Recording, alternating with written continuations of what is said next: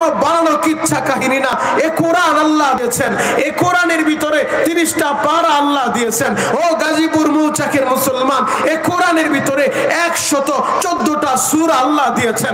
এ কোরআনের ভিতরে 6666টা আয়াতে কারীম আল্লাহ দিয়েছেন। যারা কোরআন গ্রহণ করছে আজ থেকে 1500 বছর আগে, বর্বরতার যুগে, মূর্খতার যুগে, অসভ্যতার যুগে কোরআন যারা গ্রহণ করলো তারা আল্লাহর কাছে দামি নবীর সাহাবী হওয়ার সৌভাগ্য অর্জন করলো।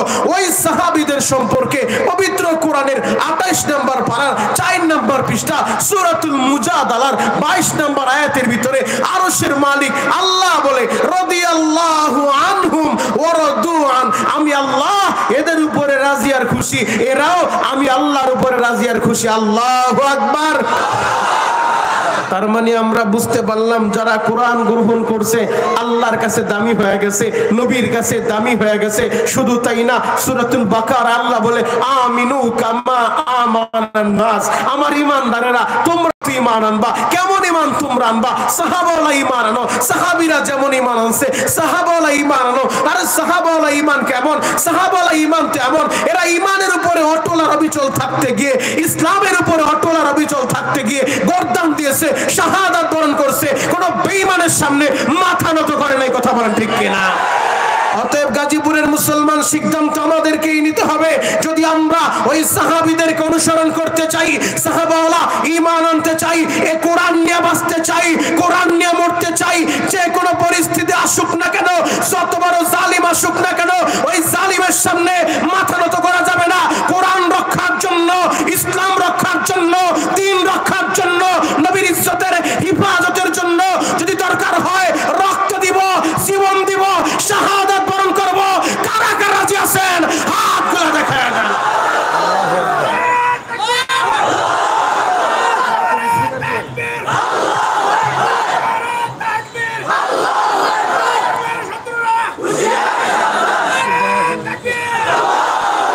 আল্লাহ যুবকের কণ্ঠটা হাউজে কাউসারের পানি দিয়ে পরিষ্কার করে দিও। চিৎকার মেরে বলেন আমিন। আরো জোরে বলেন আমিন।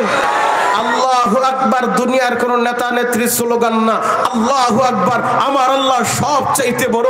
আরে যে বান্দা বলে আল্লাহ আপনি বড়, আল্লাহ তারে ছোট রাখে না, ওরে দুনিয়াতেও সম্মানিত করে, মরার পরে জান্নাত দিয়ে ধন্য করবে। আল্লাহু আকবার। আজকে মুসলমান আমরা এত নির্যাতিত নিপীড়িত কেন? কারণ আমরা আমাদের ইমানি জজবা, ইমানি চেতনা আমাদের কমে গিয়েছে, যার কারণে মুসলমানের উপরে একের পর এক জুলুম আর নির্যাতন। কোরআন থেকে মুসলমান দূরে সরে গিয়েছে, হাদিস থেকে মুসলমান দূরে সরে গিয়েছে। আমরা তো আশা রাখি আগামীকাল রাতের পরে সূর্য যেমনিভাবে উদিত হবে এটা যেমন নিশ্চিত, আর আমরা তো আশা রাখি আগামীর বাংলাদেশ হবে কোরআনের বাংলাদেশ। কথা বলেন ঠিক কিনা? আগামীর বাংলাদেশ হবে ইসলামের বাংলাদেশ। কথা বলেন ঠিক কিনা? আমাদের দেশের আজকে চায়ের দোকান থেকে শুরু করে সমস্ত মানুষের একই তামান্না, একই চিন্তা। তারা বহু তন্ত্র মন্ত্র দেখছে, বহু ডিজিটাল আর স্মার্ট দেখছে। এখন দেশের মুসলমান কোরআনী শাসন দেখতে চায়, ইসলামী শাসন দেখতে চায়, ইসলামের কায়েম দেখতে চায়।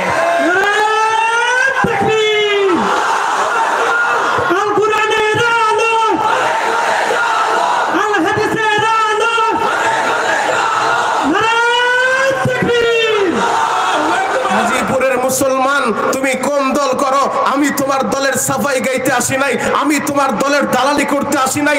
আমি মনিরুল ইসলাম শরীয়তপুরি টেকনাফ থেকে তেতুলিয়া সারা বাংলাদেশে ঘুরে ঘুরে আমার কলিজার টুকরা যুবকদের পায়ে হাত রেখে একটা কথাই বলতে চাই, যুবক এ দুনিয়া চিরস্থায়ী না, দেখতে না দেখতে শেষ হয়ে যাবে। এ যুবক তোমাকেও মরতে হবে, আমাকেও মরতে হবে। তবে তোমার পরিচয় তুমি যুব দলের নেতা এটা পরিচয় না, তোমার পরিচয় শ্রমিক দলের নেতা এটা পরিচয় না, তোমার পরিচয় কোন লীগের নেতা এটা পরিচয় না। আমাদের বড় পরিচয় মুসলমান হিসেবে আমরা এক আল্লাহর বান্দা আর এক নবীর উম্মত। কথা বলেন ঠিক কিনা?